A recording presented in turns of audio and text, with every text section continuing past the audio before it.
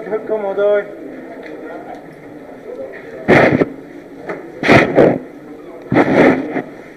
Question number 82.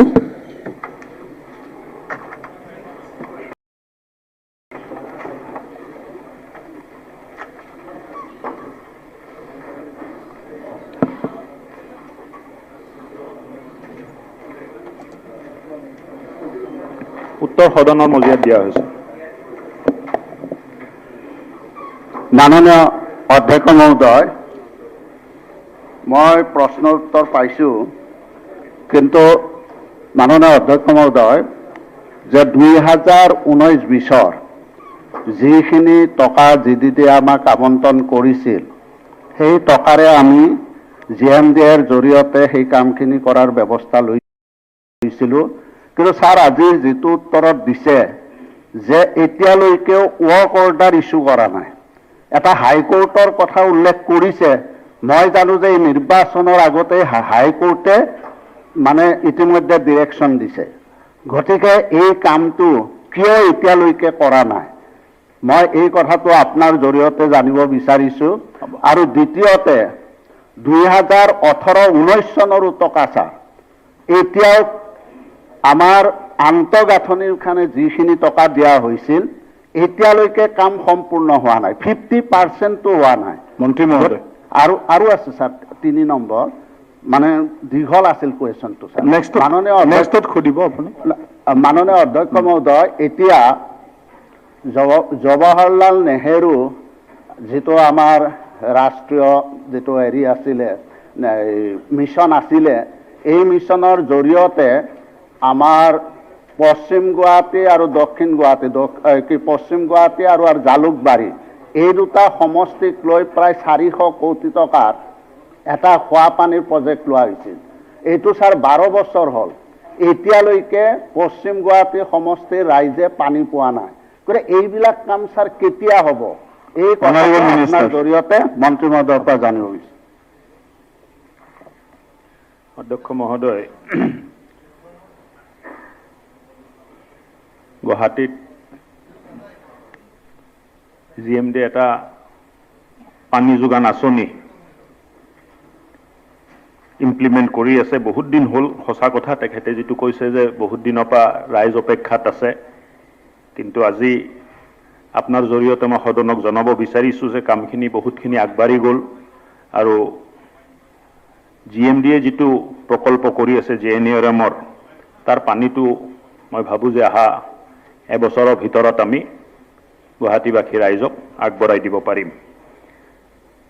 তেখেতৰ দ্বিতীয় প্ৰশ্ন আছিল যে বহুত আঁচনিৰ দিয়া হোৱা নাই, হোৱা নাই। মই তেখেতক আশ্বাসন দি আছোঁ যে অহা 60 দিনৰ ভিতৰত যিমান পেণ্ডিং আছে, য'ত যি পেণ্ডিং আছে, গোটেইটো নিষ্পত্তি কৰি কামটো আমি আগবঢ়াই ল'ব পাৰিম। Second supplementary. ছাৰ, JNNURMৰ জৰিয়তে যিটো আঁচনি গ্ৰহণ কৰা হৈছিল, এই আঁচনিটো ছাৰ আপোনাৰ মোৰ সমষ্টিতে ঘৰ, আপুনিও ছাৰ পানীৰ অভাৱত পৰি আছে। আজি প্ৰত্যেকটো অঞ্চলতে মানুহে ৰাতি 2টাৰ পৰা লাইন কৰে পানী ল'বৰ কাৰণে। এনেকুৱা এটা মাননীয় মন্ত্ৰী নতুন উৎসাহেৰে কাম কৰিছে। গতিকে মই আশা ৰাখিছোঁ যে জৰিয়তে অনুৰোধ জনাইছোঁ যে তেওঁ ইমিডিয়েট কামটো মানে দ্ৰুত গতিৰে যাতে কৰা হয়। আৰু দ্বিতীয় এটা প্ৰব্লেম হৈছে ছাৰ, যে যিবিলাক পাইপ বহুৱাই, এতিয়া মোৰ গড়চুকৰ পৰা ফটাইল নতুন ৰাস্তা কৰা হৈছে, এতিয়া তাতে সেই ৰাস্তাৰে পাইপ নিব। এতিয়া পাইপ নিয়ক, কিন্তু ৰাস্তাটো নিৰ্মাণৰ ক্ষেত্ৰত গেমনে একো কাম নকৰে, আৰু যাৰ ফলত ৰাইজে ৰাস্তাটো কাটিব দিয়া নাই। এতিয়া যদি তেনেধৰণে গেমনে পাইপ বহায়, তেতিয়াহ'লে সেই যিখিনি অঞ্চলত তেওঁলোকে ভাঙিব, সেই ৰাস্তাটো কৰাৰ তেওঁলোকৰ দায়িত্ব আছে না নাই? মই এই কথাটো মাননীয় মন্ত্ৰী মহোদয়ৰ পৰা জানিব বিচাৰিছোঁ। অধ্যক্ষ মহোদয়, আগতে ব্যৱস্থাটো নাছিল। আমি সিদ্ধান্ত লৈছোঁ যে যিবিলাক অঞ্চলত ভাল ৰাস্তা আছে আৰু তাত যদি পাইপ লে কৰা হয়, তাৰ পিছত ৰিপেয়াৰিঙৰ কামখিনিও আমি কৰি দিম বুলি এটা প্ৰস্তাৱ আমি লৈছোঁ। ঠিক আছে। আমিনুল ইছলাম। অধ্যক্ষ মহোদয়, আমি লক্ষ্য কৰিছোঁ যে পশ্চিম গুৱাহাটীৰ সদিলাপুৰ জালুকবাৰীৰ এটা অংশকে লৈ গাড়ীগাঁও বিদ্যানগৰ এটা বৃহৎ অঞ্চল গুৱাহাটীৰ 1 নম্বৰ ৱাৰ্ড আজিলৈকে তাত পানীৰ ব্যৱস্থা নাই, কোনো ড্ৰেনেজ ছিষ্টেম তাত হৈ উঠা নাই। বৃহত্তৰ গাড়ীগাঁও অঞ্চলত ইলেক্ট্ৰিচিটিৰ প্ৰব্লেম আছে। পানী দুই ধৰণৰ, একটো খোৱা পানীৰ ব্যৱস্থা নাই, একটো পানী ওলাই যোৱাৰ ব্যৱস্থা নাই। বৰষুণৰ পানী ওলাই যোৱাৰ ব্যৱস্থা নাই, লকিং হৈ আছে, আৰু খোৱা পানীৰ ব্যৱস্থা আজিলৈকে হোৱা নাই। আৰু তাত জাবৰ নিষ্কাশন কৰিব পৰা বা ল'ব পৰা জিএমচিৰ পৰা আজিলৈকে কোনো ধৰণৰ ব্যৱস্থা হোৱা নাই। মই ভাবোঁ এটা বৃহত্তৰ অঞ্চল গাড়ীগাঁও, ফদিলাপুৰ, আমাৰ খানামুখ, বিদ্যানগৰ এটা বৃহত্তৰ অঞ্চল 1 নম্বৰ ৱাৰ্ডৰ ভিতৰত অন্তৰ্গত। এই ৱাৰ্ডটো কিন্তু এইবিলাক সুবিধাৰ পৰা বঞ্চিত হৈ আছে। মাননীয় অধ্যক্ষ মহোদয়, এইটো এটা ব্যৱস্থা ইমিডিয়েট কৰিব লাগে। অধ্যক্ষ মহোদয়, সন্মানীয় সদস্যই যিটো কথা ক'লে সঁচাকৈ গুৰুত্বপূৰ্ণ। আৰু নগৰ অঞ্চলত solid waste management, liquid waste management যদি ভাল নাথাকে, নগৰৰ অৱস্থাটো খুব বেয়া হৈ যায়, দেখাত বেয়া লাগে। সেইকাৰণে আমি সিদ্ধান্ত লৈছোঁ যে নগৰ উন্নয়ন বিভাগৰ তৰফৰ পৰা অসমৰ যিমান মিউনিচিপালিটি আছে চবতে অহা এবছৰৰ ভিতৰত সলিড ৱেষ্ট মেনেজমেণ্টৰ এটা ধুনীয়া প্ৰকল্প প্ৰত্যেকটো মিউনিচিপালিটিত আমি কেনেকৈ স্থাপনা কৰিব পাৰোঁ, লিকুইড ৱেষ্ট মেনেজমেণ্ট যিটো জৰিয়তে কৃত্ৰিম বানপানী হয় তাক কেনেকৈ আমি এটা চাইণ্টিফিক ছিষ্টেমত ঠিক কৰি ল'ব পাৰোঁ, আৰু লগতে খোৱা পানী ব্যৱস্থা বা টাউনত যিটো মানে মিনিমাম বেছিক ৰিকুৱাৰমেণ্ট যাক কোৱা হয় যে জাবৰ নিষ্পত্তি, কৃত্ৰিম বানপানী, নালা, ৰাস্তা, ফুটপাথ এইবিলাক নিৰ্মাণৰ কাৰণে আমি আগবাঢ়ি আছোঁ। আৰু ইতিমধ্যে মই আপোনাৰ জৰিয়তে হাউচক জনাই ভাল পাম যে অলৰেডি মুখ্যমন্ত্ৰীৰ নিৰ্দেশত আমি গুজৰাটত আহমেদাবাদ মিউনিচিপালিটি ভ্ৰমণ কৰিলোঁ, চেন্নাই মিউনিচিপালিটি ভ্ৰমণ কৰিলোঁ, আৰু বহুত নতুন নতুন কথা আমি জানিবলৈ পাইছোঁ। আৰু এইখিনি কথা যিটো আমাৰ অভিজ্ঞতা হ'ল, অহা দিনবোৰত অসমৰ প্ৰত্যেকটো নগৰত আমি ইমপ্লিমেণ্ট কৰাৰ চেষ্টা কৰিম। ধন্যবাদ। 83, question number 83, question number 84, question number 83 আছে। আপুনি বহক। অধ্যক্ষ মহোদয়, উত্তৰ সদনৰ মজিয়াত ৰখা হৈছে। মানগানাং বংশীগিৰি অসমীয়াত এতিয়াই হোৱা নাই, বুজি নাপাব, ইণ্টাৰপ্ৰেটৰ নাই। কুৱেশ্যনটো দিবলৈ দিছে বড়োত। অসমীয়াত একদম জবৰদস্ত কওঁ। মই তথাপিও বড়োত ক'ম আৰু অসমীয়াত ইয়াৰ ভাঙনিটো ক'ম। যিহেতু সুযোগ দিয়া হৈছিলে আৰু গোটেই বড়ো ৰাইজে আশা কৰি আছিল যে 15ম যি অসম বিধানসভাৰ ইয়াৰ পৰা বড়ো ভাষাত প্ৰশ্ন সুধিব পৰা আৰম্ভ হ'ব বুলি। তো এইকাৰণে নহয়, লিখিব পাৰিব, কিন্তু ইণ্টাৰপ্ৰেটৰৰ আমাৰ ব্যৱস্থাটো হোৱা নাই ইয়াত, মানে চেনেলটো নিউ বিল্ডিঙত হৈ যাব, ব্যৱস্থা কৰি আছে। অকল বড়ো নহয়, বড়ো, এছামিজ, ইংলিছ আৰু হিন্দী আৰু বেংগলী এট এ টাইম 5 লেংগুৱেজত আমাৰ কিবাটো নেক্সটত চলি যাব। 5টা লেংগুৱেজত খুলি থাকিব চবে। ঠিক আছে। অধ্যক্ষ মহোদয়, মই আপোনাৰ জৰিয়তে সন্মানীয় মন্ত্ৰী মহোদয়ক পৰা জানিব বিচাৰিছোঁ, যদিও প্ৰশ্নৰ উত্তৰ দিয়া হৈছে, যদিও ইয়াত স্পেচিফিক উত্তৰটো অহা নাই, যে কোকৰাঝাৰ যি মেডিকেল কলেজ আছে, সেই মেডিকেল কলেজটো কেতিয়া সম্পূৰ্ণ হ'ব কনষ্ট্ৰাকশ্যন, আৰু কেতিয়াৰ পৰা আৰম্ভ হ'ব, এই কথাটো মই আপোনাৰ জৰিয়তে জানিব বিচাৰিছোঁ মন্ত্ৰী মহোদয়। Mike, Kokrajhar medical college.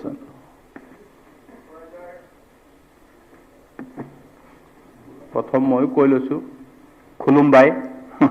ধন্যবাদ। তাৰপিছত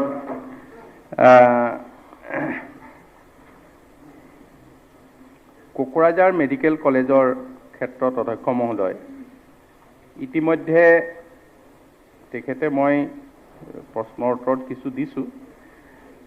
কোকৰাঝাৰ মেডিকেল কলেজখন আমাৰ আৰম্ভ কৰা হৈছিল, আমি 2019 চনৰ মাৰ্চ মাহত আমাৰ তাৰ ৱৰ্ক অৰ্ডাৰ দিয়া হৈছিল, আৰু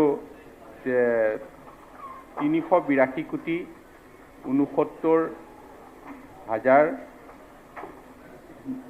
টকাৰ মানে 69 লাখ টকাৰ ইয়াত ধাৰ্য কৰা হৈছিল আৰু এতিয়ালৈকে কলেজৰ কাম 40% হৈছে ফিজিকেলি আৰু ফাইনেন্সিয়েলিও আমি 35%ৰ আমি টকা পইচা দিছোঁ প্ৰায় 115 কোটি টকা ইতিমধ্যে তাৰ পেমেণ্ট কৰা হৈছে গতিকে এইখিনি কোকৰাঝাৰ কলেজৰ এটা অগ্ৰগতিৰ খতিয়ান মোটামুটি তাত এটা সমস্যা হৈ আছিল গৌৰাংগ নদীখন একদম কাষেদি গৈছে গতিকে গৌৰাংগ নদীৰ খহনীয়াই কলেজৰ কিছু অসুবিধা কৰিছিল সেইটো প্ৰায় 40 কোটি টকা ইতিমধ্যে আমাৰ ৱাটাৰ ৰিসোৰ্স মিনিষ্টাৰে কাম চাই আহিছে আৰু মই ৱাটাৰ ৰিসোৰ্স থাকোঁতে এইটো চেংচন দি কাম আৰম্ভ কৰিছোঁ এতিয়া ইয়াত কথা হ'ল কি কলেজৰ ক্ষেত্ৰত আমি এটা টাৰ্গেট লৈছোঁ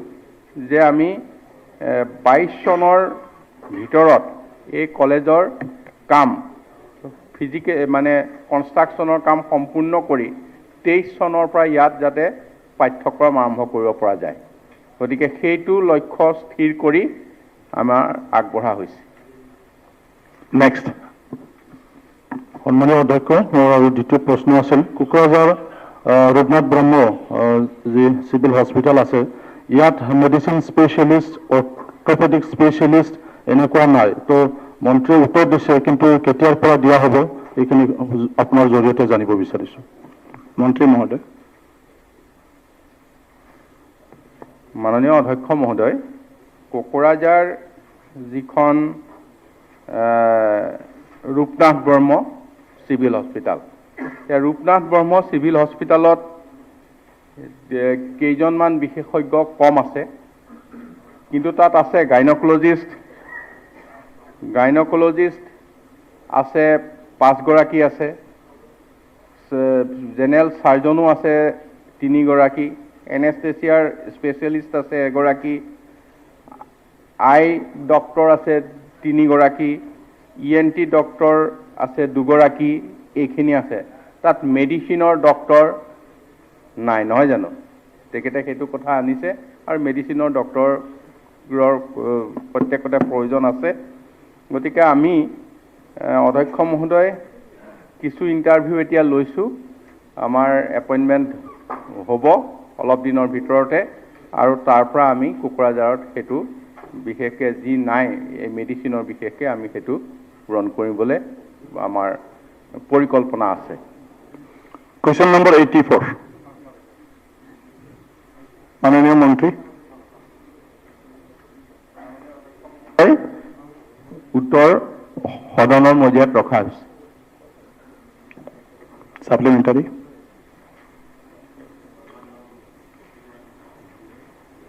সন্মানীয় অধ্যক্ষ মহোদয় আৰু সদন আজি যি 3টা প্ৰশ্ন তাৰ লগত 4টা এটা আনুষংগিক আছিলে সেই সন্দৰ্ভত যি প্ৰশ্ন উত্তৰ মই এইমাত্ৰ পাইছোঁ তাৰে যথাযথ বুলি ভাবিছোঁ কিন্তু এই সন্দৰ্ভত মই এটা বিশেষ প্ৰশ্ন পৰামৰ্শ যি বুলি নাভাবক কিয় সেই কথাখিনি ক'ব বিচাৰিছোঁ অধ্যক্ষ মহোদয় এইকাৰণে ক'ব বিচাৰিছোঁ যে যি প্ৰশ্ন ইয়াত উত্থাপন কৰিছোঁ আমি এই প্ৰশ্নৰ লগত জড়িত হৈ আছে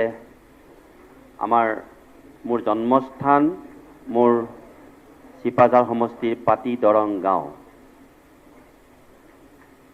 মাননীয় মন্ত্ৰী মহোদয়ে ইয়াত উল্লেখ কৰিছে যে দৰং জিলাৰ আটাইতকৈ বেছি সংখ্যক কেঞ্চাৰ ৰোগী থকা গাঁওসমূহৰ ভিতৰত 1 নম্বৰ গাঁওখনেই হৈছে পাতি দৰং যিখন মোৰ জন্মস্থান আজিৰ পৰা 15 বছৰ আগতে এই কথাখিনি জানিয়েই ডক্টৰ মামনি ৰয়ছম গোস্বামী বাইদেৱে সেই স্থানলৈ গৈ তাত এখন কেঞ্চাৰ হস্পিটেল পাতিবৰ কাৰণে যি উদ্যোগ গ্ৰহণ কৰিছিল সেই উদ্যোগ ফলৱতী নহৈ তেখেতে নিজৰ জন্মস্থানতে এখন হস্পিটেল পাতিলে ঠিকেই কিন্তু আমাৰ অগপ মন্ত্ৰী সভাৰ সেই সময়ৰ শামসিং হানছেদেৱে আমাৰ বিশেষ অনুৰোধত পাতি দৰং গাঁৱৰ নিচেই কাষতে থকা দেওমনত এখন হস্পিটেল পাতিলে মই এই কথাটোৱে ক'ব বিচাৰিছোঁ অধ্যক্ষ মহোদয় যে এই হস্পিটেলখন পাতিলে যদিও তাত কেঞ্চাৰৰ এটা যদি বিশেষ ব্যৱস্থা থাকে ৰোগীসকলৰ কাৰণে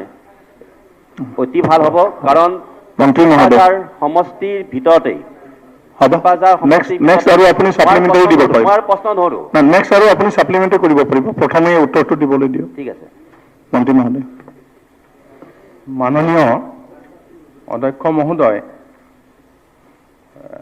তেখেতে যিটো বিষয় কৈছে পাটিদৰং গাঁৱৰ যিখন হস্পিটাল তাত কেঞ্চাৰৰ যিটো দেওমৰ নৈ তাতে এইখন কি হস্পিটাল নো? 30 বেডেড 30 বেডেড হস্পিটাল। 30 বেডেড হস্পিটালত এটা কেঞ্চাৰৰ কথাটো কৈছে। মই অকণমান অধ্যক্ষ মহোদয়ে মোক অনুমতি দিলে মই কেঞ্চাৰৰ ক্ষেত্ৰত ৰাজ্য চৰকাৰে গ্ৰহণ কৰা কিছু কথা মই ক'ব পাৰোঁ যে তেতিয়া তেখেত হয়তো গোটেই কথাটোত বেছি দীঘলীয়া হ'ব নালাগে বেছি দীঘলীয়া নকৰোঁ। মই একদম টু দ্য পইণ্ট ক'ম।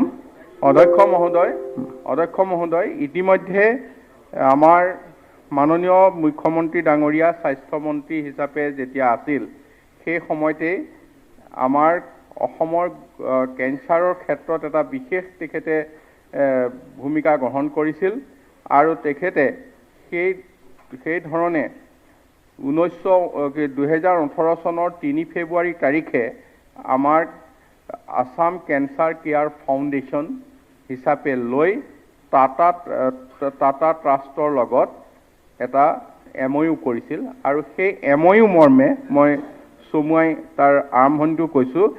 MOU মৰ্মে এতিয়া অসমত আমি মুঠতে 3টা পৰ্যায়ৰ কেঞ্চাৰ ইনষ্টিটিউট, আমাৰ আগৰ কেইখনৰ কথা মই কৈ নাযাওঁ, বি বৰুৱা আছে, শিলচৰত আছে, এইখিনিতো সকলোৱে জানে। নতুন কথাকেইটা মই কৈছোঁ। নতুনকেইটা হৈছে যে আমি 3টা পৰ্যায়ৰ কেঞ্চাৰ ইনষ্টিটিউট এতিয়া কৰিবলৈ লৈছোঁ। প্ৰথম পৰ্যায়টো হ'ব সেইখন হৈছে ষ্টেট কেঞ্চাৰ ইনষ্টিটিউট গুৱাহাটীত ছুপাৰ স্পেচিয়েলিষ্ট যিখন হস্পিটাল তাৰ কাষতে নিৰ্মাণ হৈ আছে। এইটো লেভেল 1 মানে অন্য কথা নহয়, তাত লগতে ৰিচাৰ্চ আৰু এডুকেশ্যনো থাকিব, বাকী কথাখিনি সকলো থাকিবই।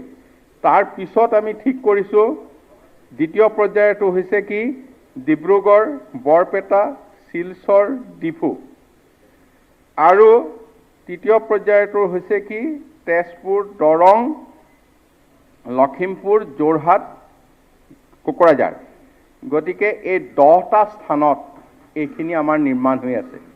কোনোবাখন আমি হয়তো আৰু 2-3 মাহৰ পিছতেই সম্পূৰ্ণ কৰিব পাৰিম।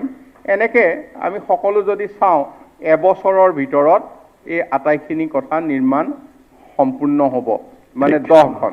ঠিক আছে। তেখেতে যিটো খালি কৈছে অকণমান ডিফুখন অলপ পলম হৈছে নিৰ্মাণ কৰা। আপোনালোকৰ চিভিল হস্পিটালখন ভাঙি পেলাই কাম কৰিব লগা হৈছে। গতিকে এইখন অতৰাওঁতে এতিয়া কাম আৰম্ভ হৈছেহে। 9খন ধৰক আপুনি এবছৰৰ ভিতৰত ঠিক আছে সম্পূৰ্ণ হ'ব। গতিকে কেঞ্চাৰৰ ক্ষেত্ৰত এইটো উদ্যোগ লোৱা হৈছে। গতিকে 30 বেডেড হস্পিটালত কেঞ্চাৰ স্কেনিং বা সেই কথাটো এতিয়ালৈকে ভবা হোৱা নাই। প্ৰায় দৰঙতে সেইখন এখন হ'ব। গতিকে দৰঙত হোৱাখন চিপাঝাৰৰ লগতেই পৰিব, বেছি দূৰ নহয়। গতিকে আপোনালোকে এখন কেঞ্চাৰ হস্পিটালে পাব।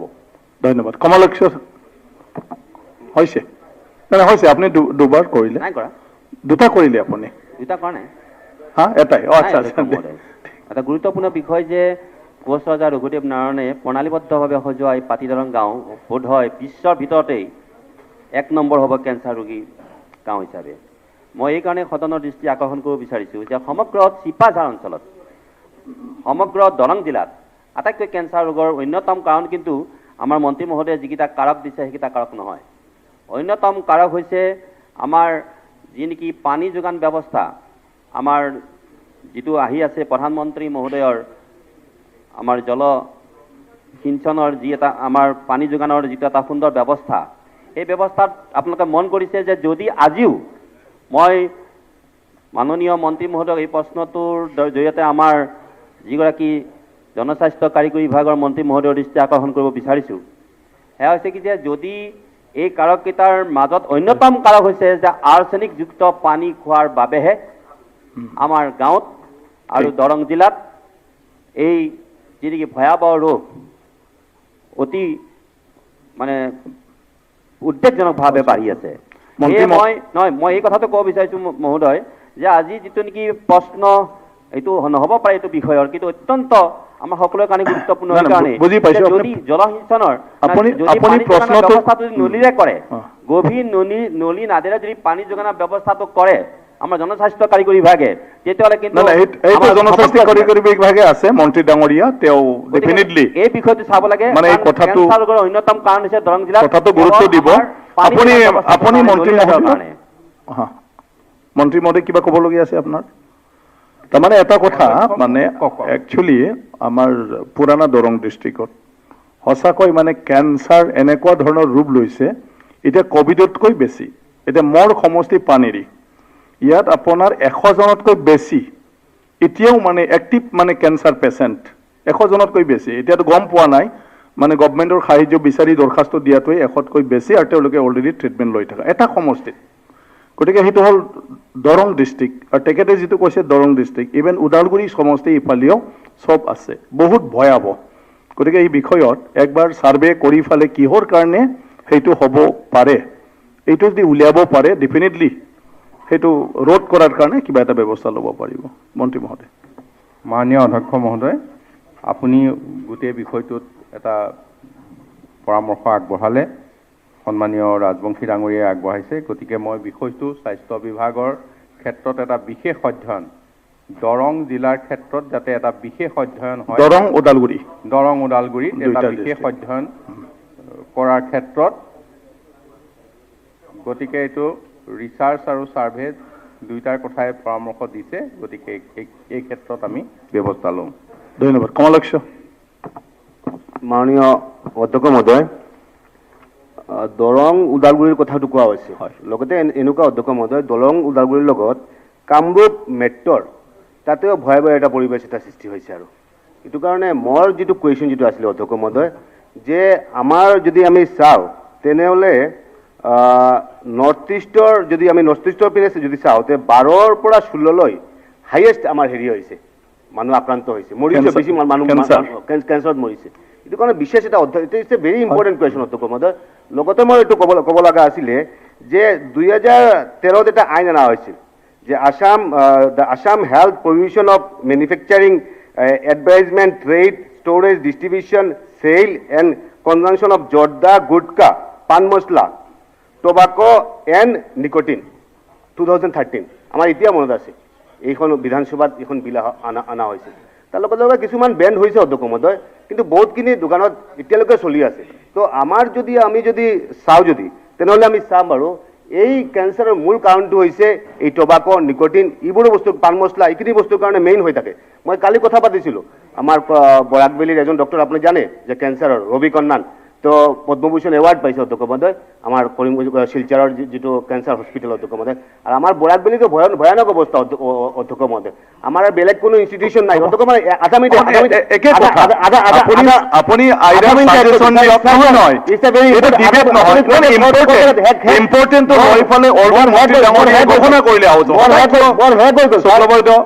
আপুনি কওঁতে মই আপুনি বহুত টেলেণ্টেড মানুহ, ভাল ষ্টাডি কৰি আহে, সব বিষয়ে জানে, মাত্ৰ এটা বিষয়টো আপুনি শিকক যে সদনত তেনেকুৱা ধৰণৰ জবৰদস্ত কৰি থাকোঁ। ডক্টৰ ৰবিকান্তে পদ্মভূষণ এৱাৰ্ড পাইছে। এইটো কাৰণে আমি বিচাৰিছোঁ যে শিলচৰ মেডিকেল কলেজৰ গাৰ্লছ ডেজ দিব লাগে, আৰু আমাৰ প্ৰায় 40-45 লক্ষ মানুহ আছে, তাৰ কাৰণে বেলেগ কোনো উপায় নাই। এইটো কাৰণে শিলচৰ কেঞ্চাৰ হস্পিটেল এটা ইয়াৰলি এটা গাৰ্লছ ডেজ দি কেনে যাতে ভাল এটা ব্যৱস্থা কৰিব লাগে, শিলচৰ কেঞ্চাৰ হস্পিটেল। এইখিনি ক'বলৈ ইমান দীঘলীয়া ক'লে, মানে প্ৰথম ক'লে হয়। মাননীয় অধ্যক্ষ মহোদয়, আপুনি শিলচৰ মেডিকেল কলেজত কিহৰ গ্ৰাণ্ট দিয়ে? তাততো ইতিমধ্যে তাততো যিখন মানে অৰিজিনেলি আগৰ পৰা যিখন আছে, হয়নে নহয়? কেঞ্চাৰ এখন আছে নহয়, তাত আছে। আৰু নহয়, আৰু নতুনকৈ এখন আমি হস্পিটেল এতিয়া আৰম্ভ কৰিলোঁ, তাত সোনকালে হ'ব। গতিকে তাততো পুৰণাখন আছেই। সিদিনা মই যেতিয়া শিলচৰ গৈছিলোঁ, মই যাব পৰা নাই, প্ৰিন্সিপাল ছেক্ৰেটাৰী আগতে গৈছিল, গৈ পেলাই সেইখিনি চাই চিতি অলপ প্ৰব্লেম আছে, যিখিনি প্ৰব্লেম আমি মানে চাই আছোঁ ঠিক কৰিবৰ কাৰণে। আৰু বাকী আৰু এখন কেঞ্চাৰ ইনষ্টিটিউট তাত আৰম্ভ হৈছে, সেইখন অতি সোনকালে হ'ব। আৰু কেঞ্চাৰৰ কাৰণে যিটো টবাকো কণ্ট্ৰল প্ৰগ্ৰেম আমাৰ আছে, কৰি আছোঁ। এইখিনি কথা আছে, যদি এই ক্ষেত্ৰত আৰু অধিক সক্ৰিয় ব্যৱস্থা গ্ৰহণ কৰিব লাগে, সেইখিনি সক্ৰিয় ব্যৱস্থা স্বাস্থ্য বিভাগে নহ'ব, অন্য বিভাগৰ প্ৰয়োজন হ'ব, মই আলোচনা কৰিম। সুমন হৰিপ্ৰিয়া। অধ্যক্ষ মহোদয়, টবাকো বা এনেকুৱা ধৰণৰ পান মছলাৰ সেৱনে একমাত্ৰ কাৰণ নহয়, পানীটো মুখ্য কাৰণ, যিটো যোৱাকালি আমি জনস্বাস্থ্য কাৰিকৰী বিভাগৰ মন্ত্ৰীৰ লগত আমি আলোচনা কৰিছিলোঁ আমাৰ মৌখিক প্ৰশ্নৰ উত্তৰত। জল জীৱন মিছনৰ ৱাটাৰ ট্ৰিটমেণ্ট প্লেণ্টখিনি বহালেও কেঞ্চাৰৰ ক্ষেত্ৰত সহায় হ'ব। কিন্তু মই এতিয়া অন্যতম বেলেগ এটা কথা ক'বলৈ ওলাইছোঁ। আমাৰ ফটাশিল আমবাৰী, পশ্চিম গুৱাহাটীৰ MLA জানিব, ফটাশিল আমবাৰীত এঘৰত 2-3টাকৈ কেঞ্চাৰ পেচেণ্ট। এই গোটেই বৃহত্তৰ মানে পশ্চিম গুৱাহাটীৰ যিটো আৰ্বান এৰিয়াত ঘৰে ঘৰে কেঞ্চাৰ পেচেণ্ট, এখন ঘৰত 3-4টাকৈ মানে আচৰিত ধৰণৰ। গতিকে আমি তাতে কিছুমান কেমিকেল সৰু সুৰা হাজাৰদাছ ইণ্ডাষ্ট্ৰী আছে, মানে আনঅৰ্গেনাইজড, আনৰেজিষ্টাৰ্ড। গতিকে সেইখিনি অকণমান চেক কৰিলে ভাল হয়, কাৰণ এইবিলাক কেমিকেলবিলাক পানীত যায়, তাৰ পৰা হয় এইটো মানে কেঞ্চাৰ হয়। আৰু মোৰ যিটো ভাইটি কেঞ্চাৰ ঢুকাইছিল, একমাত্ৰ ভাইটি, সি টবাকো জৰ্দা এইবিলাক একো নাখাইছিল। তেতিয়া আমি বহুত ৰিচাৰ্চ কৰি পেলাই গম পালোঁ যে পানীত মানে বেলেগ ধৰণৰ, মানে আমাৰ যিখিনিত আৰ্বান এৰিয়াখিনিত পানীত মানে বেলেগ ধৰণৰ কেমিকেল কম্পনেণ্ট পোৱা যায়। গতিকে এইবিলাক বহুত ইণ্ডাষ্ট্ৰী থাকে, আগতো বহুত ইণ্ডাষ্ট্ৰী আছিল, কেমিকেল ইণ্ডাষ্ট্ৰী, সেইবিলাক ধৰণৰ অলপমান চালে ভাল হয়। মন্ত্ৰী মহোদয়। হয়, গতিকে বিচাৰিছোঁ তেনেকুৱা হাজাৰটা ইণ্ডাষ্ট্ৰীবিলাক চেক কৰিবৰ কাৰণে আমাৰ হেল্থ মিনিষ্ট্ৰীয়ে কিবা ষ্টেপ ল'ব নেকি? মন্ত্ৰী মহোদয়। আজি কেইটামান মানে অধ্যক্ষ মহোদয়, আজি কিছু পৰামৰ্শ আহিছে আৰু ইয়াত ক'ত ক'ত ইয়াৰ উৎস হ'ব পাৰে এই ক্ষেত্ৰতো কিছু অনুমান কৰিছে। গতিকে মই গোটেই বিষয়টো আমাৰ স্বাস্থ্য বিভাগৰ আনিম আৰু ইয়াৰ কাৰণে যিখিনি পৰামৰ্শ আহিছে এই পৰামৰ্শখিনি নিশ্চয় বিবেচনা কৰি আৰু ইয়াৰ ক্ষেত্ৰত অধ্যয়ন আৰু ব্যৱস্থাৰ ক্ষেত্ৰত আগবাঢ়িম। ঠিক আছে, হেমাংগ। অধ্যক্ষ মহোদয়, একে কথা কিন্তু ইম্পৰ্টেণ্ট কথা। অকল দৰংগিনিতে নহয়, মোৰ নিজৰ দক্ষিণ কামৰূপ অঞ্চলতো যথেষ্ট সংখ্যক পেচেণ্ট আছে, কিন্তু লক্ষণীয়ভাৱে যে টবকৰ কথা কোৱা হৈছে, কিন্তু দেখা গৈছে মহিলাসকলৰো বহুখিনি, মই এইবাৰো আপুনি 100খন পাইছে এপ্লিকেশ্যন, ময়ো 120খন পাইছোঁ, মোৰ অঞ্চলতো যথেষ্ট সংখ্যক আছে। কিন্তু আচল কথা হ'ল, আমি চ'ৰ্চটো অকল পানী নহয়, খাদ্যটো চাব লাগিব। দেখা গৈছে বহু সন্দেহ কৰা হৈছে যে বহু খাদ্য সামগ্ৰী আজিকালি কেমিকেলছ ইউজ কৰা হয় আৰু তাৰ পৰা হয়তো কেঞ্চাৰটো স্প্ৰেড হ'ব পাৰে।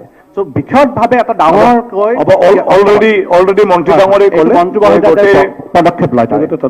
ঠিক আছে, ধন্যবাদ। এইটো জানিলেতো কেতিয়াবাই ঔষধ ওলালে হয়। আমি মানে অধ্যক্ষ মহোদয়, আমি যিখিনি কথা সকলোৱে জানো বা অনুমান কৰোঁ, সেই আটাইখিনি কথাই ইয়াত আজি আলোচনাত স্থান পাইছে। আমাৰো এটা ফুড ছেফটি ডিপাৰ্টমেণ্ট আছে স্বাস্থ্য বিভাগৰ লগত, সেইটো কিছুদিন আগতে মই গৈ তাত আৰু অলপ ঠিক ঠাক কৰিবলৈ বিচাৰিছোঁ। গতিকে আশা কৰিছোঁ যে এই ক্ষেত্ৰত খাদ্য সামগ্ৰীৰ যাতে কোনো ধৰণৰ শৰীৰৰ প্ৰতি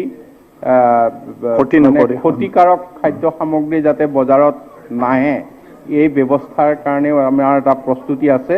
গতিকে আমি আশা কৰিছোঁ এইখিনি আমি সোনকালে কৰিব পাৰিম। Question number 85. Honorable Minister. Question number 85. মই এক মিনিটৰ কাৰণে কিবা এটা কওঁ। Honorable Minister. ভাল কথা ডিছকাশ্যন হৈছিলে কাৰণে মই এটা ইনপুট দিওঁ।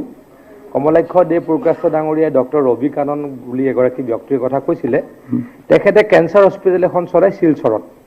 মই কিয় ক'ব খুজিছোঁ, ভাল কাম এটা কাৰণেহে ক'ব খুজিছোঁ, 1 মিনিট লৈ তেখেতে যাতে অলপ সন্মান পায় সদনৰ পৰা, মই তেনেকৈ সেইকাৰণে ক'ব খুজিছোঁ। সেই ব্যক্তিগৰাকী যদি মোৰ ভুল হোৱা নাই, তামিলনাডুৰ পৰা গুচি আহি এতিয়া শিলচৰত থাকিলে, হস্পিটেল বনাইছে, অকল দুখীয়া মানুহক তেখেতে ট্ৰিটমেণ্ট কৰে। আমি আজিৰ পৰা 2 বছৰ আগত কেন্দ্ৰীয় চৰকাৰে তেখেতক পদ্মভূষণো দিয়াৰ ব্যৱস্থা কৰিছে। কিন্তু মই আকৌ কৈছোঁ, তেখেতক মই সন্মান দিবলৈহে বা সকলোৱে জানিবলৈহে এই কথাটো ক'লোঁ। আৰু ভৱিষ্যতে যদি তেখেতৰ কিবা হস্পিটেলখনৰ কাৰণে কিবা কৰিব লাগে, তাৰ কাৰণে ব্যৱস্থা ল'বলৈ মই স্বাস্থ্যমন্ত্ৰী ডাঙৰীয়াক অনুৰোধ জনাইছোঁ। ধন্যবাদ। Question number 85 উঠিছে। Honorable Minister. মাননীয় অধ্যক্ষ মহোদয়, উত্তৰ সদনৰ মজিয়াত ৰখাত। মাননীয় অধ্যক্ষ মহোদয়, আমি মন্ত্ৰী মহোদয়ৰ পৰা উত্তৰ পাইছোঁ, কিন্তু উত্তৰৰ ওপৰত মই সন্তুষ্ট নহয়। উত্তৰত কোৱা হৈছে কালীনগৰ হস্পিটেলৰ নতুন ভৱনটো 70% কাম হৈছে, কিন্তু কোৱা হৈছে 90% কাম হৈছে, কিন্তু তাতে 70% কাম হৈছে। সবচেয়ে মেজৰ প্ৰব্লেম হ'ল 2014 পৰা 2021 7 বছৰ হৈ গেছে এই হস্পিটেলখন বানানোৰ কাৰণে। এতিয়াও হস্পিটেল মানে বানাতে বানাতে বিয়া হয়ে যাব এনেকুৱা অৱস্থা হৈছে। বহুত তাতে বহুত প্ৰব্লেম আছে হস্পিটেলত। এইটো কাৰণে মই মন্ত্ৰী মহোদয়ক অনুৰোধ কৰিছোঁ সোনকালে এইটো হস্পিটেলটো বনাব লাগে। হস্পিটেলত যিমান কাম হৈছে কামটো ইমান ভাল নহয়, সেইটো ইনকুৱাৰী কৰিলে পাই যাব। হ'ব। Honourable minister. Honourable minister. মাননীয় অধ্যক্ষ মহোদয়, তেখেতে আলগাপুৰ বিধানসভাৰ অন্তৰ্গত যিখন কালীনগৰ PHC, এইখন CHC-লৈ উন্নীতকৰণৰ ক্ষেত্ৰত কামৰ অগ্ৰগতিৰ বিষয়ে সুধিছে। মই যিখিনি তাৰ পৰা তথ্য পাইছোঁ, তথ্যমতে তাত কৈছে যে 90% কাম হৈছে। গতিকে মই সেইমতেই দিছোঁ। ইয়াত যদি তেখেতৰ কিবা সন্দেহ আছে, মই আজিয়েই বিষয়াক নিৰ্দেশ দিম তাত সজামিন কৰি মোক ফটোসহ ৰিপৰ্ট দিব লাগিব। যদি মোক সদনত মিছলিড কৰিছে তেনে কোনো বিষয়া মোৰ পৰা সাৰি যাব নোৱাৰিব। আপুনি যদি মোক সঁচা কথা কৈছে, আজিৰ ভিতৰত মই সদনৰ পৰা ওলাই যোৱাৰ পিছত তেওঁক ক'ম, আজি বেলি বহাৰ আগত মই তেওঁৰ ৰিপৰ্ট ফটোসহ পাব লাগিব। তাৰপিছত মই আপোনাক উত্তৰ দিম। ঠিক। আৰু কিবা আছে? অধ্যক্ষ মহোদয়, মোৰ সমষ্টিত যিমান উপস্বাস্থ্য কেন্দ্ৰ আছে, এই উপস্বাস্থ্য কেন্দ্ৰবিলাক বহুত বিকলগীয়া আছে, আৰু যিমান ভাল আছে এইটোত অৰিজিনেল ডাক্তৰ নাযায় তাতে, আৰু নাৰ্ছো নাযায়, এনেকুৱা অৱস্থাত আছে। কি কৰিব লাগে কওক। এতিয়া আমাৰ যিমান উপস্বাস্থ্য কেন্দ্ৰ ভাল আছে এইটোত ডক্টৰ যাব লাগে, এইটো হ'ল মোৰ দাবী। আৰু যিমান বিকল আছে সেইটো বনাব লাগে। ঠিক। মন্ত্ৰী আৰু মই একেলগত কৈ দিছোঁ অধ্যক্ষ মহোদয়, আমাৰ নাৰায়ণপুৰ হস্পিটেল ডক্টৰ তাতে থাকার কোয়ার্টার নাই, নার্স থাকার কোয়ার্টার নাই, একদম বেয়া অবস্থা। আমি নিজে গেছিলো, তাতে ডাক্তার থাকা নাই। আমি সুধিছিলো, ডক্টরে কৈছে যে আমার থাকার কোনো ব্যবস্থা নাই তাতে। আমার মন্ত্রী মহোদয়ের পৰা মন্ত্ৰী মহোদয়, আপোনাৰ জৰিয়তে অনুৰোধ কৰিছোঁ সেইটো কৰি দিবা কাৰণ। ষ্টাফ কোৱাৰ্টাৰ আৰু চাব চেণ্টাৰবিলাক। অধ্যক্ষ মহোদয়, আমি তেখেতৰ গোটেই সমষ্টিটোতে সৰ্বমুঠ বোধ কৰোঁ 23টা চাব চেণ্টাৰ আছে নেকি আপোনাৰ? 23টা আছে নহয়? 23খন চাব চেণ্টাৰ আছে তেখেতৰ। এই চাব চেণ্টাৰ নহয় তেখেতৰ তাতে আলগাপুৰ সমষ্টিত 34খন চাব চেণ্টাৰ আছে। 34খন চাব চেণ্টাৰ আছে। এই 34খন চাব চেণ্টাৰত আমি কেইটামানত আমি কিছু কাম কৰিবলৈ লৈছোঁ। তাৰে কাম আপোনাক মই জনাই থওঁ। আমি এই চাব চেণ্টাৰসমূহ হেল্থ এণ্ড ৱেলনেছ চেণ্টাৰলৈও কিছু আমি উন্নত কৰিবলৈ লৈছোঁ, আৰু ইয়াত পৰ্যায়ক্ৰমে প্ৰত্যেকখন চাব চেণ্টাৰকে অন্তৰ্ভুক্ত কৰিবলৈ গৈছোঁ। প্ৰথম পৰ্যায়ত মই তালিকাখন লৈ অহা নাই, আপোনাৰ সমষ্টিৰো কেইখনমান চাব চেণ্টাৰ উন্নীত হ'ব, আৰু উন্নীত হোৱাৰ লগে লগে আমি তাত অন্যান্যখিনি সা সুবিধা দিব পাৰিম। আৰু ইয়াত যদি ক'ৰবাত আপোনাৰ নাৰ্ছ কম আছে, অন্যান্য কম আছে, এতিয়া আমাৰ ANM-ৰ ইণ্টাৰভিউ হৈ থকা আছে, আমি নাৰ্ছ আৰু এপইণ্টমেণ্ট দিব পাৰিম।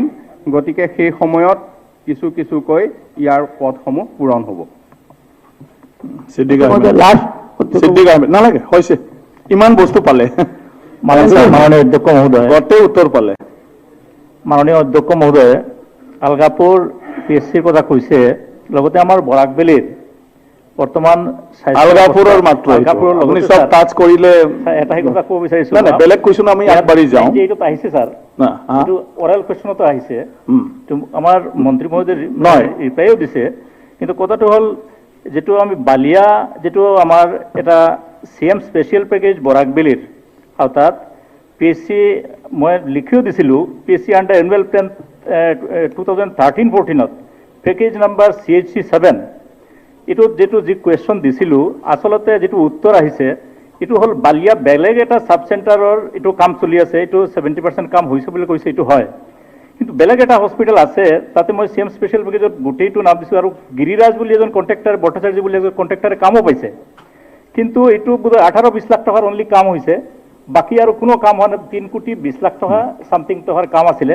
কিন্তু বাকী কামটো কমপ্লিট হোৱা নাই। মাননীয় মন্ত্ৰী বিভাগে হয়তো এই ৰিপৰ্টটো তেওঁলোকে চোৱাই নাই, এইটো বেলেগ এটা হস্পিটেলত দি দিছে, এইটোও বালিয়াৰ ছাব চেণ্টাৰৰ দিছে। গতিকে মই মন্ত্ৰী মহোদয়ৰ পৰা কাইণ্ডলি এইটো বিচাৰিছোঁ, আপুনি ডিপাৰ্টমেণ্টৰ পৰা মন্ত্ৰী ডাঙৰীয়া। এইটো যদি মানে ৰিপৰ্টটো আনে তেতিয়াহ'লে বহুত ভাল হয়।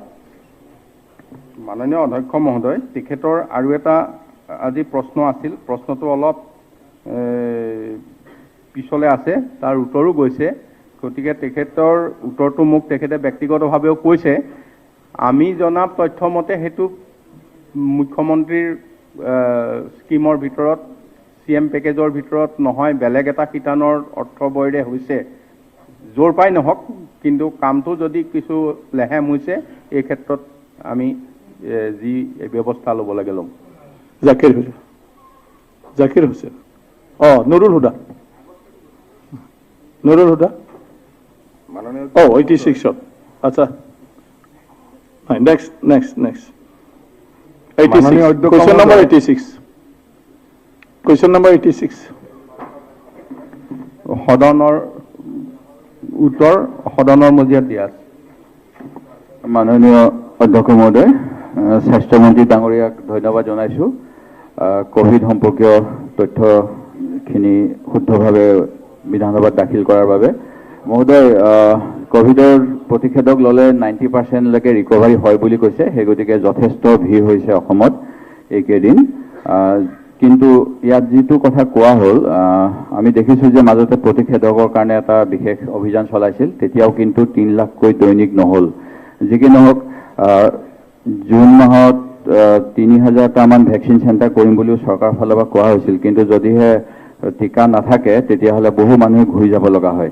সেয়েহে বৰ্তমান হাৰত যিটো হৈ আছে 16 জানুৱাৰীৰ পৰা অসমত 30 জুনলৈকে ডেইলি 43,000 মানুহে লোকে প্ৰতিষেধক ল'ব পাৰিছে। এই গতিত গ'লে 2.5 বছৰ লাগি যাব, 900 দিন লাগিব।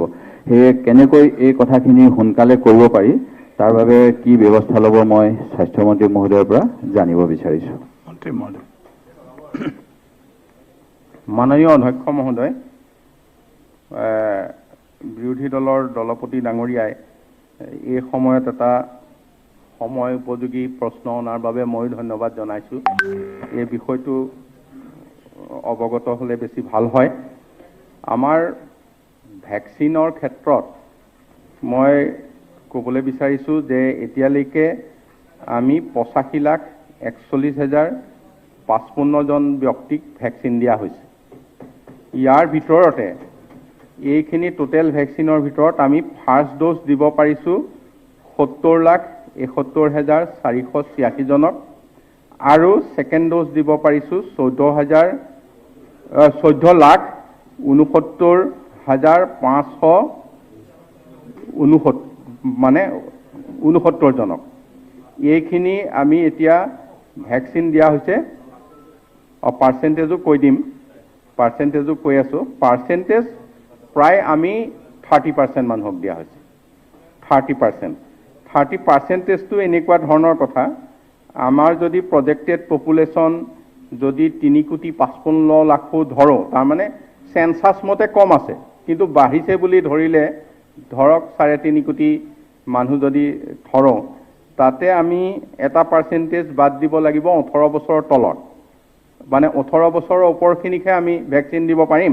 তেতিয়া আমাৰ 2,37,000 মান, 2 লাখতকৈ কিছু বেছি মানুহক আমি ভেকচিন দিব লগাৰ দায়বদ্ধতা আছে। 2 কোটি 37 লাখ। গতিকে তেতিয়া প্ৰায় 29.8 মানে আজিলৈ এতিয়া কওঁতে 30% হৈ গ'ল। 30% লোকক আমি ভেকচিন দিয়া হৈছে। 2 ড'জ পোৱাটো কম হ'ব কাৰণ 2 ড'জ আমি 14 লাখক 2 ড'জ দিছোঁ আৰু 2 ড'জ পোৱাটোৰ দায়িত্বটো মানে চৰকাৰৰ নহয়, 2 ড'জ পাব লগা সময় হোৱাটোহে দায়িত্ব। তাৰমানে 2 ড'জ আমি মন গ'লেই একেদিনাইতো 2 ড'জ দি দিব নোৱাৰোঁ। পাৰ্চেণ্টেজ আপুনি উলিয়াই লওক, 14 লাখ মই লাগিলে মই উলিয়াই দিম।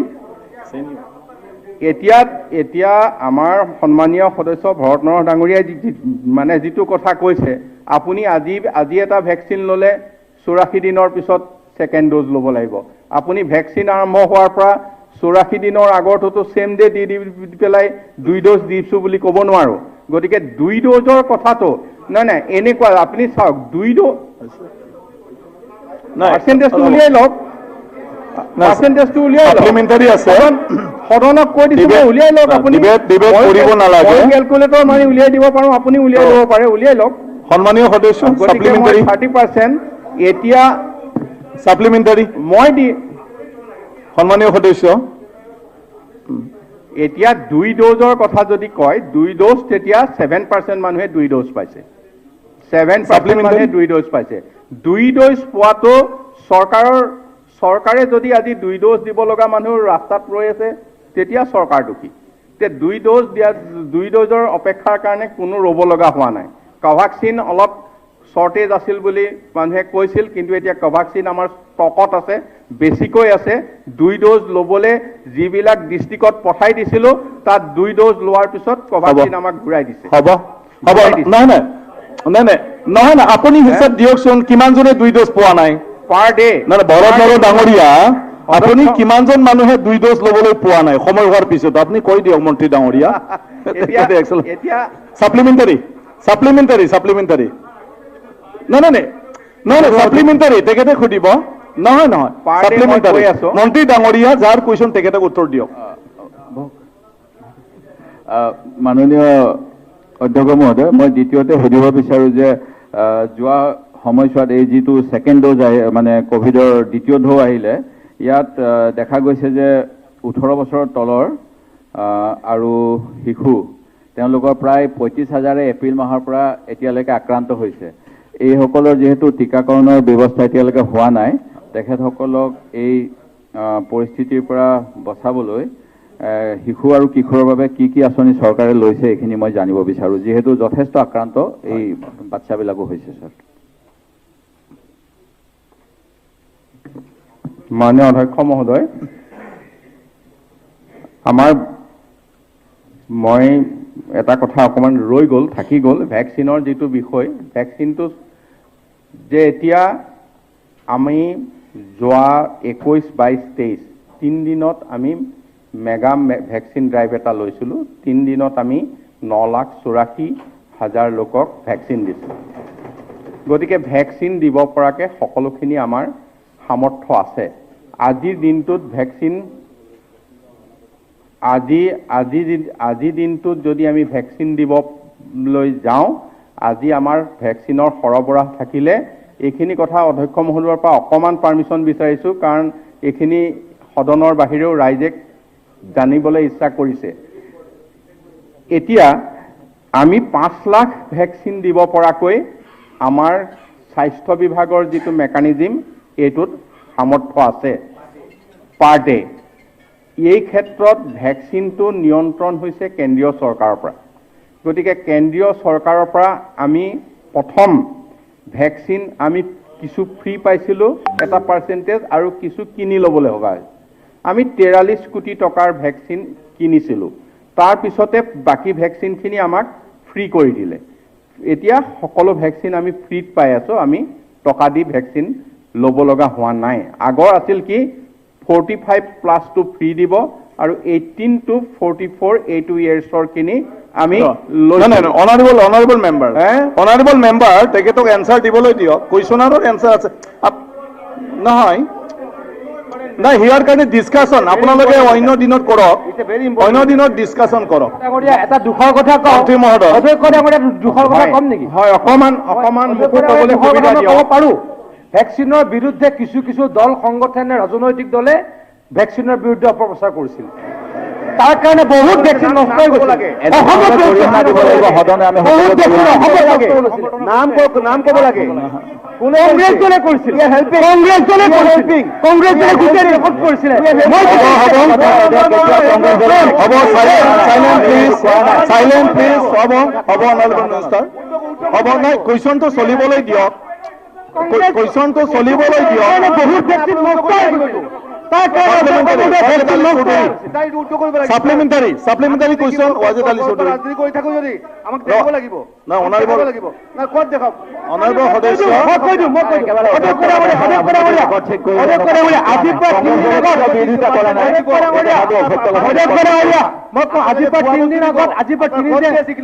তিনিদিন আগত আপোনালোকৰ এটা সময়ৰ সহযোগী দল অখিলেশ যাদৱ ডাঙৰীয়াই আজি পৰা 3 দিন আগত কৈছে যে এই ভেকচিন আমি নলওঁ 3 দিন আগত কৈছে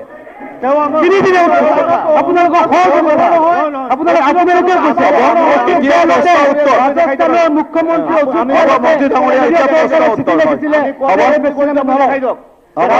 অশোক গেহলট ডাঙৰীয়াই ৰাজস্থানৰ মুখ্যমন্ত্ৰী চিঠি লিখিছিল এই ভেকচিন আমি নলওঁ তাৰ কাৰণে ভেকচিন নষ্ট হৈ গৈছে অসমতো ভেকচিন নষ্ট হৈ গৈছে প্ৰশ্ন উত্তৰ নাও it is very important matter না সন্মানীয় সদস্য সন্মানীয় সদস্য আমিও কোশ্চেন কৰিছো বৰনৰৰ ডাঙৰীয়া আপুনি জ্যেষ্ঠ বিধায়ক আপুনি জ্যেষ্ঠ হয় হৈছে মাননীয় অধ্যক্ষ মহোদয় সাপ্লিমেন্টারি সাপ্লিমেণ্টাৰী এইটোৰে উত্তৰ দিয়া ৱাজিদ আলী চৌধুৰী মেইন সাপ্লিমেণ্টাৰী মই দিয়া নাই উত্তৰ দিয়াই নাই মেইন সাপ্লিমেন্টাৰি আকৌ দিব মাননীয় অধ্যক্ষ মহোদয় এতিয়া আমাৰ পাৰ্লিমেণ্টাৰী এফেয়াৰ্ছ মিনিষ্টাৰে দুই এটা কথা কৈছে মই নকওঁ বুলি ৰৈ আছিলোঁ কথা হ'ল কি ভেকচিনটো আজিৰ দিনটোত ৰাইজে বিচৰা এটা বিষয় আৰু আমাৰ সদনৰ পৰা ভাল মেছেজ যোৱাটো উচিত লিডাৰ অফ দি অপজিশ্যনে যেতিয়া তেখেতৰ প্ৰথম সাপ্লিমেণ্টাৰী দ্বিতীয় সাপ্লিমেণ্টাৰী কৰিছে তেখেতৰ দলৰে সন্মানীয় জ্যেষ্ঠ সদস্য ভৰতনৰৰ ডাঙৰীয়াই গোটেই বিষয়টো বিভ্ৰান্ত কৰিবৰ কাৰণে আজি সদনত এইটো কৰিছে আপুনি সদনৰ নিয়ম নীতি জানে ভৰতনৰৰ ডাঙৰীয়া শুনক ভৰতনৰৰ ডাঙৰীয়া মোৰ কথা শুনক সন্মানীয় সদস্য শুনক ভৰতনৰৰ ডাঙৰীয়া মই সদন ভালদৰে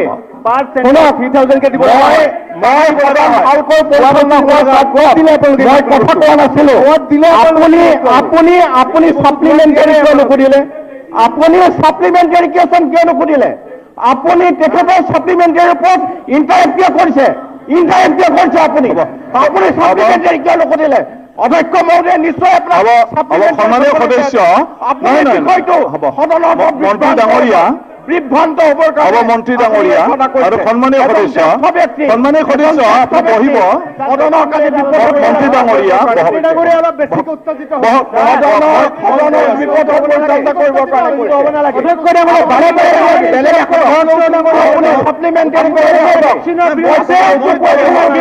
মই কৈ আছো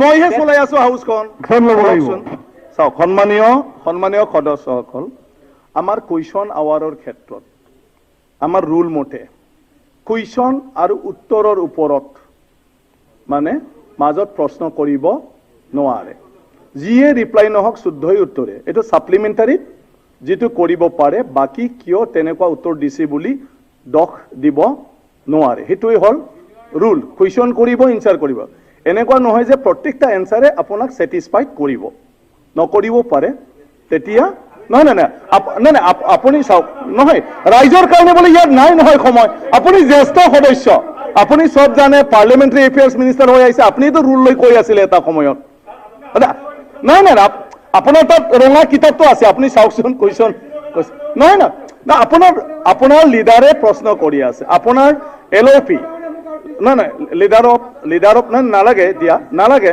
লিডাৰ অফ অপজিশ্যনে যেতিয়া অলৰেডি এই বিষয়ত ধুনীয়াকৈ প্ৰশ্ন কৰি আছে আৰু উত্তৰ হৈ আছে গতিকে এইটো গুৰুত্বপূৰ্ণ বিষয়ৰ কাৰণে আমাৰ সেই উত্তৰ প্ৰশ্নৰ ক্ষেত্ৰত সাপ্লিমেণ্টাৰী হ'ব লাগে আৰু মন্ত্ৰী ডাঙৰীয়াই ভালদৰে বিৱৰণী দি ক'ব পাৰিব লাগে ৱাজেদ আলী চৌধুৰী ডাঙৰীয়া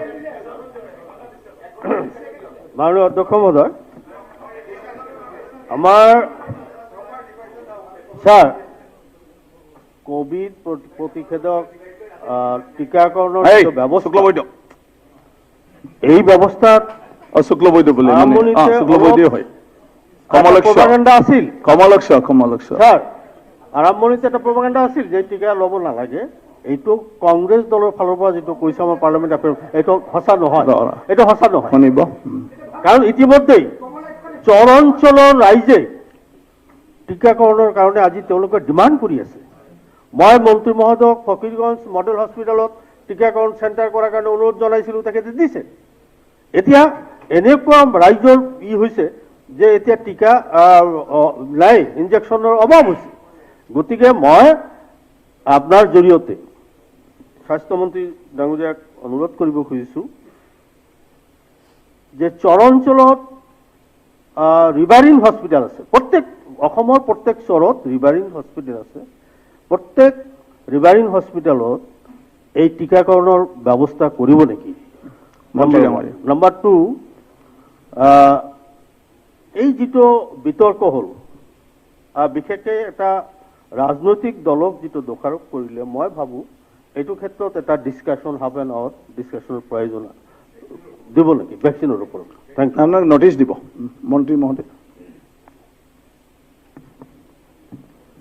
অধ্যক্ষ মহোদয় আমি ভেকচিনৰ ক্ষেত্ৰত যিটো পৰামৰ্শ দিছে সেই পৰামৰ্শটো মই লৈছোঁ আৰু সেইটো পৰামৰ্শ বিভাগৰ লগত কথা পাতি আমি সেই ধৰণেও ভেকচিন দিয়াৰ কাৰণে ব্যৱস্থা ল'ম কাৰণ আমি যিকেইখন আমাৰ পাহাৰীয়া জিলা তাত আমি ভেকচিন দিয়াৰ ক্ষেত্ৰত মোবাইল টিম পঠাই দিছোঁ যাতে তাত মানুহ বহুত দূৰত ঘৰ হয় গতিকে তেওঁলোক যাতে মানে বহুত দূৰ আহিব নালাগে গাঁৱত গৈ ভেকচিন দিবৰ কাৰণে মোবাইল টিম দিছোঁ সেই ক্ষেত্ৰতো আমি তেনেধৰণৰ কি ব্যৱস্থা ল'ব লাগে আমি ল'ম অধ্যক্ষ মহোদয় আজিৰ সদনৰ পৰা কোনো ধৰণৰ ভেকচিনৰ ক্ষেত্ৰত ইমান চেষ্টা কৰাৰ পিছত বেয়া মেছেজ যাব নালাগে মাননীয় প্ৰধানমন্ত্ৰীৰ লগত মুখ্যমন্ত্ৰী ডাঙৰীয়াই আজি 3 দিনৰ আগত দীঘলীয়া আলোচনা কৰিছে আৰু অধিক ভেকচিন সৰবৰাহৰ কাৰণে অনুৰোধ কৰিছে আৰু আমি আশা কৰিছোঁ অধিক ভেকচিন আহিব ভেকচিনটো গোটেই কেন্দ্ৰীয় চৰকাৰৰ নিয়ন্ত্ৰণত থাকে আৰু এইটো দিবৰ কথাটো যিটো প্ৰডাকশ্যন তাৰ ওপৰত আমি সব ৰাজ্যই পাওঁ আমি 85 লাখ ভেকচিন পাইছোঁ এতিয়ালৈকে কম পোৱা নাই 85 লাখ ভেকচিনটো কম নহয় এতিয়া আমাৰ ইয়াত কি হৈ আছে অলপ আগতে কৈ গ'ল মই কোনো ৰাজনৈতিক দল বুলি নকওঁ কিন্তু ইমান উৰা বাতৰি কিছু অঞ্চলত ওলাল যিটোৰ কাৰণে ভেকচিন আমি ঘৰে ঘৰে বিচাৰি ভেকচিন দিবলৈ মানুহ উলিয়াই আনিব পৰা নাছিলোঁ মানুহে ভেকচিন ল'বলৈ নাহে তাৰ পিছত এতিয়া ভেকচিন ল'বলৈ আমি যথেষ্ট এৱেৰনেছ কৰি যথেষ্ট সজাগতা কৰি গাঁওবুঢ়া আশাকৰ্মী বিভিন্ন সংগঠন পঠাই কৰি এতিয়া ভেকচিন ল'বলৈ মানুহ সন্মত হৈছে আৰু ভেকচিন ল'বলৈ এতিয়া আগবাঢ়ি আহিছে আৰু এই ক্ষেত্ৰত আমি প্ৰত্যেক দিনাই ভেকচিন দি আছোঁ কেতিয়াবা সৰবৰাহ কম হ'লে সংখ্যাটো কমিছে কেতিয়াবা বেছি হ'লে সংখ্যাটো বাঢ়িছে এইখিনিয়ে হৈছে ভেকচিনৰ পজিশ্যন আজি 85 লাখ ভেকচিন আমি দিব পাৰিছোঁ এইটো ৰাজ্যখনৰ কাৰণে অন্য ৰাজ্যতকৈ বহুত বেছি আমি এই ক্ষেত্ৰত আগবাঢ়িছোঁ এইটো মই মুখ্যমন্ত্ৰী ডাঙৰীয়াৰ বিশেষ তৎপৰতাত এই কামখিনি হৈছে ৰূপক শৰ্মা অধ্যক্ষ মহোদয় যিহেতু আমি দেখা পাইছোঁ যে ভেকচিন এই খুব কম সময়ৰ ভিতৰতে অসম চৰকাৰৰ ফালৰ পৰা প্ৰায় 85 লাখ ভেকচিন দিছে আমাৰ কাৰণে খুব এটা ভাল খবৰ চহৰতে হোৱা একে ভিতৰলৈকে দিয়াৰ ব্যৱস্থা কৰিছে কিন্তু মোৰ এটা অনুৰোধ থাকিলে মাইকটো যিহেতু যদিও য'ত ভেকচিন চেণ্টাৰবোৰ আছে তাত কিছুমান বিশেষভাৱে সক্ষম ব্যক্তি হওক বা যিবিলাক শাৰীৰিকভাৱে অসুস্থ জ্যেষ্ঠ ব্যক্তিসকল তাত গৈ পেলাই ল'বগৈ নোৱাৰে মানে বিশেষকৈ এই যে যিবিলাক শাৰীৰিকভাৱে সক্ষম ব্যক্তি বা যিবিলাক জ্যেষ্ঠ কিবা অসুস্থ ব্যক্তিসকলক ঘৰে ঘৰে দিয়াৰ ব্যৱস্থা কিবা চৰকাৰে কৰিছে অনাৰেবল মিনিষ্টাৰ মাননীয় অধ্যক্ষ মহোদয় তেখেতৰ বিষয়টো মই ক'বলৈ বিচাৰিছোঁ যে এতিয়া আমি ভেকচিন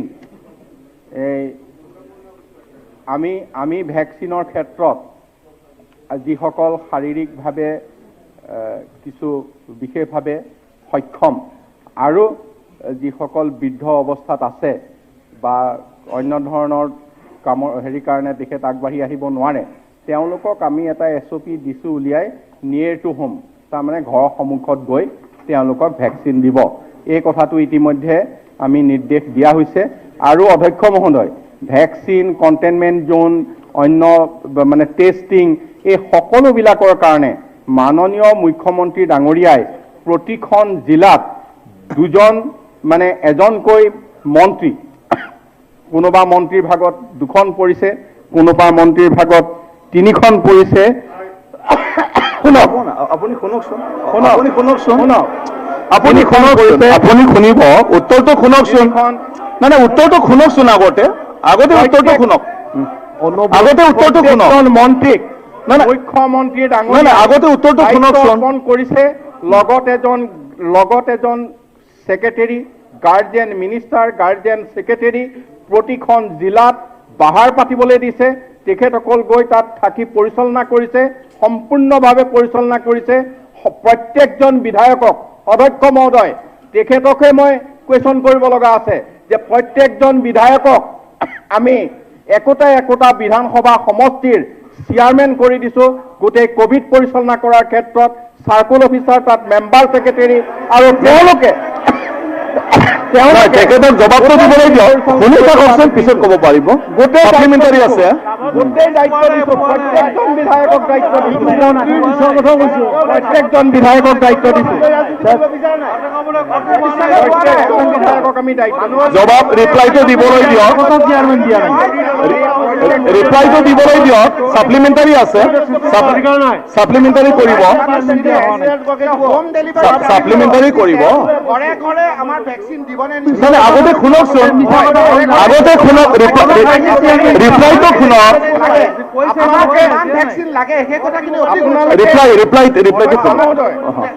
ৰিপ্লাইটো শুনক। ইমান ভাল ধৰণে পৰিচালনা হোৱাৰ কাৰণে আপোনালোকে কিয় ইমান বেয়া পাইছে?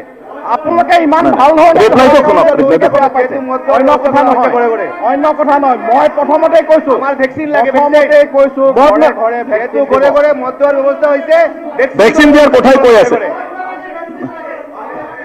মন্ত্ৰী ডাঙৰে। মই কংগ্ৰেছ নেতা মনীষ তিৱাৰীৰ ভেকচিন লাগে, ক'ব পাৰোঁ। কোভেক্সিনৰ প্ৰথম ভেকচিন লাগে, সদন 3 বজালৈ স্থগিত ৰখা হ'ল। ভেকচিন লাগে।